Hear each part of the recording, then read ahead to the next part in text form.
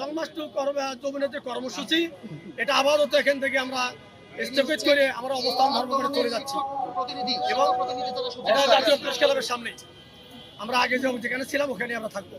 আগামী মানে পরবর্তী কর্মসূচি কি? পরবর্তী কর্মসূচি আগামীকাল দুপুর 12টার পরে আমরা এই পুলিশের প্রতিবাদে আমরা বিক্ষোভ মিছিল আমরা পালন করব। তাহলে আজকে এখন কি করবেন? এখন আমরা অবস্থান ধর্মঘটে আমরা চলে যাব, গিয়েই অবস্থান ধর্মঘট থেকেই আমাদের দাবি দেবো আমরা আদায়ের জন্য আন্দোলন আমাদের অব্যাহত থাকবে। কোথায় চলে যাবেন?